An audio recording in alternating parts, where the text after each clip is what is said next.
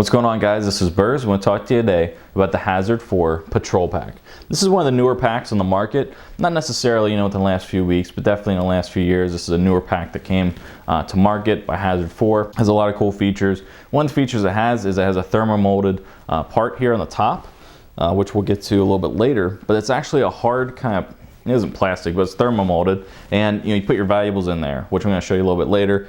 So anything in that you don't want to get crushed or anything, you definitely want to put in that area right there, because that's going to protect it and make sure that nothing crashes into it. You're banging it around, you're putting your pack down, whatever you're doing, you're bumping into stuff. If you're in a tactical situation, you're not going to break valuables that you have as far as optics, etc.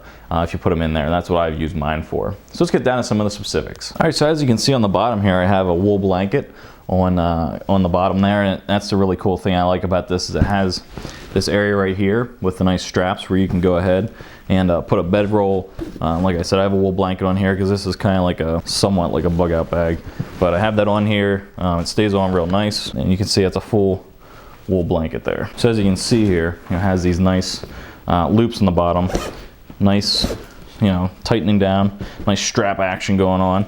On the front here, you're gonna have a front pouch right here. It opens relatively easily. What that opens into is an area where you can put a whole bunch of stuff. This is, like I said, kind of like a mock bug out bag, even though I don't have one. So I got a schma, I got a face cover, I got some fire making stuff, got some chem lights, chapstick, little knife. You can fit that all in here. And this has nice compartments in here where you can actually change, put stuff in here, pens and etc., and really organize this if you really wanted to. The zippers are not like super heavy duty. They're kind of in the, I'd say the mid-range. They're not cheesy by any means, but they're not super high quality as far as the zipper action goes. They definitely are kind of mid-grade. On the front here, you have a nice ring here you can connect stuff onto. You have a nice PALS webbing on the front, so you can go ahead and put stuff on there. The one thing I like to see places do, and I see this on the Kelty Map 3500, but I'd like to see some bungee wrapped throughout this, so you can put stuff on here and bungee it down. That's definitely something you could do after the fact, but I definitely think that's something cool that I do a lot of. I put my stuff in a bungee here and then put it in there. This is what I really want to talk about, though, that I think is definitely one of the higher points of this pack, is the fact that it has this thermo molded container, which you can hear is nice and hard. It's going to protect your stuff. The kind of stuff that you're going to want to protect is like I have a thermal here, so I'll go ahead and put that in here. Right now I have some shotgun shells inside here, as it has a Velcro part here, so I just attach those in there.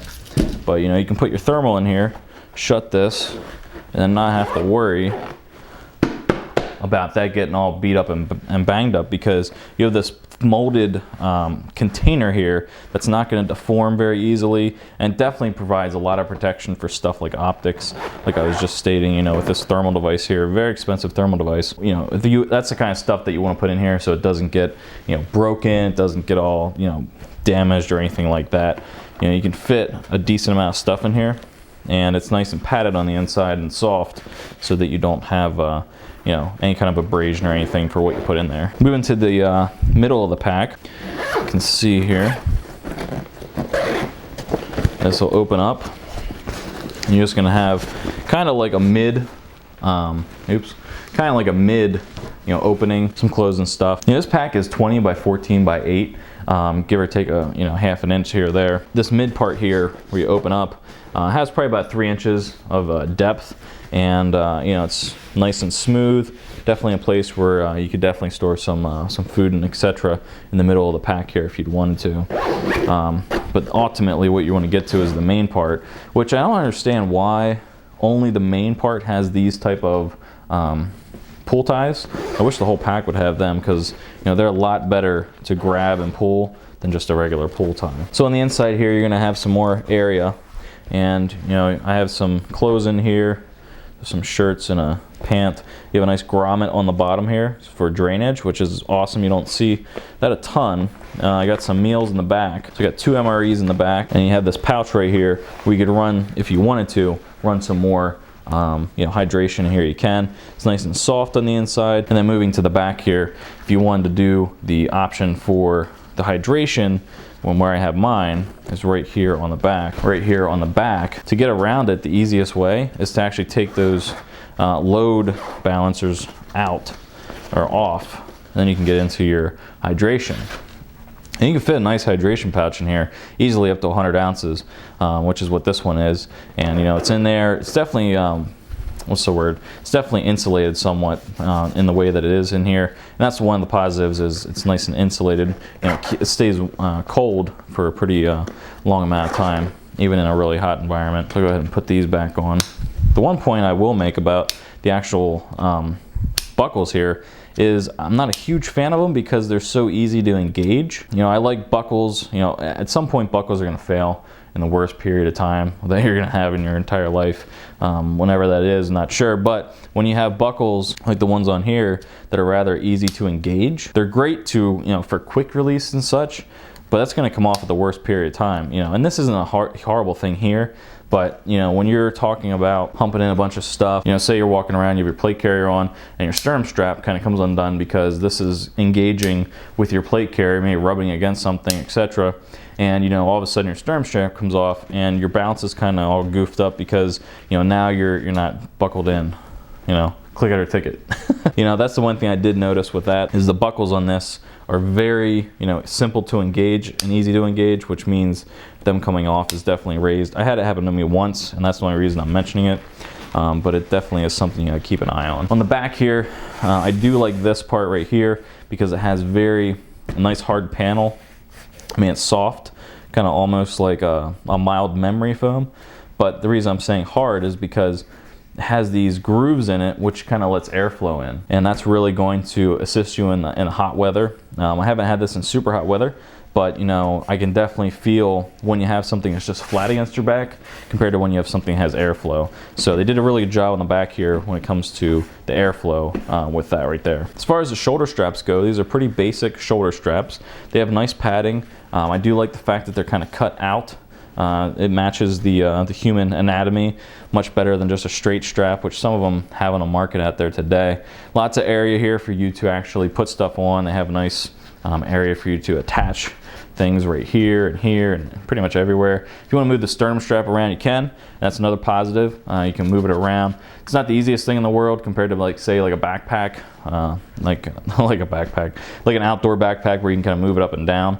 That's one thing they could probably improve on. It's just a little, you know, involved to get it off of there and move it around. On the top here, you have a nice plastic carry handle. I do like that. It definitely gives a feel that you have more control over the bag from the top here than you would if you just had the without this plastic part on here and you just had the webbing.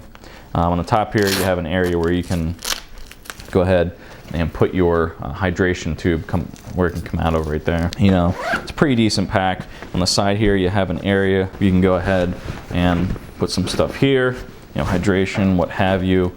And like I said, they definitely have PALS webbing all throughout. So if you want to expand on it, you can. And you know, overall, it's a pretty decent pack. It's made of 1000D cordura. It's definitely going to last for a while. You have the compression straps on the side here. You can press down pretty far and make sure that you have everything secured, and that's not going to go anywhere. Take a spin here and look at it. So I want to talk about some comparisons now to this patrol pack. This patrol pack is over $200. It's $210, I think, $209, somewhere around there. And the thing that really, I guess I was really interested in is the fact that this is American designed, yet it's built overseas. So, you know, this is not made in America, so to speak. It's kind of on that line of designed in the USA, but imported. And I'm not a huge fan of that. But I definitely had to see this for myself and see, you know, what it was all about, because usually when you send stuff overseas, it's cheaper. You know, you look at like Condor and such, they're always on the cheaper end of things when it comes to stuff they put to market, but not here with the Hazard 4. But let me show you some comparisons that I think compared to this pack. And starting out here, we're going to start out with the Tactical Tailor Fight Light Modular Operator Pack. This is one of my favorite packs, along with the Kelty Map 3500. And I'll tell you why I like both of these. The Kelty Map 3500, which you've seen in a lot of my videos right here, and this pack compare very favorably to each other because they're in the same price range, give or take about $10. Fight Light is made out of 500D cordura, which has been proven to, withstand the elements of the battlefield. And I can put a link down below to that if I can find it. But I've read articles where people have gone overseas, tested this in theater, and it stands up to the test of the battlefield, the 500D compared to the 1000D. So you're getting a lightweight pack. You're getting something that has a lot of capacity, just like the patrol pack that I just showed you. The buckles on this are not super easy to disengage compared to the patrol pack, which I like as well.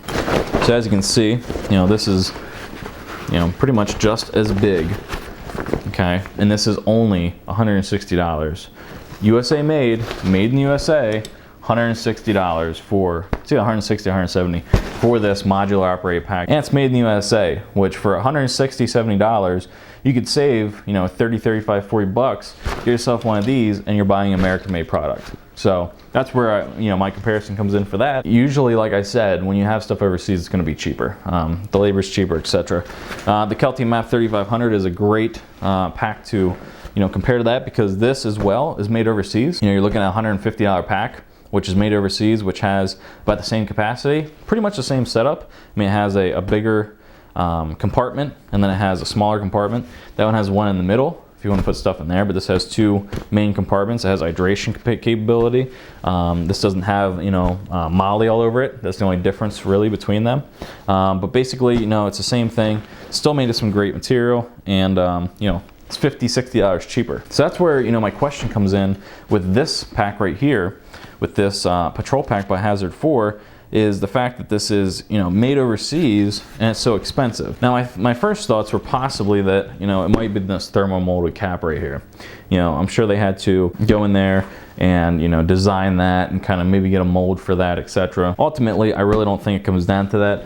I think it just comes down to this is the price it is. I don't see any kind of materials on here that are anything rare. They're all sort of normal materials you would find on a pack. So to have it for over $200, I do wonder why that is. I think this is definitely a pack that would sell like crazy in the $150 mark if it would be more comparable to the packs I just showed. I think the one thing they're definitely saying, and it does have that, is it has capability built into it. Okay, you can actually have this on and switch it to like a vertical sort of situation. It has an extra strap on it. It has the carry handle right here, so you can carry it like this. It does have a few extra features on it that, in my opinion, do not cost that much. I mean, as they're sealing up the seam here, just put a handle on here. This handle probably costs maybe 5 cents of webbing material. So like I said, I don't see anything on here that really stands out for that extra $50 compared to the two packs that I just showed you. And maybe you guys have this pack and you like it compared to some of the others on the market. But for the price, I really think that you could do better. And I think they could definitely do a price change to get this into the hands of more people and make this more competitive.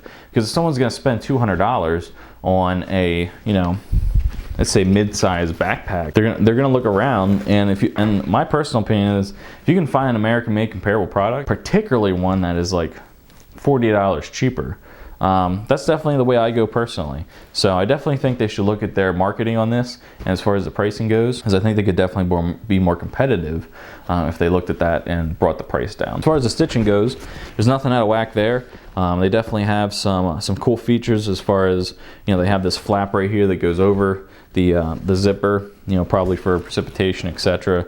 So you don't get any of that in there. They have these little keepers here for the webbing. I'm not sure if I'm a fan of it or not. I haven't really had that on anything before. It doesn't allow you to quickly adjust. That's the one thing I noticed. The bottom here actually has a really nice, it's almost rubberized in the bottom here. So that's really the only difference, is it has this rubberized bottom to it, which is cool because, the place you really want to put the most durable material is in the bottom of a pack. Bottom of a pack is always on the ground. Top of the pack's never usually on the ground. So that's definitely the place where you want to beef it up, and it seems like they've done that here. As far as how the pack feels, when you put it on, it does feel relatively good.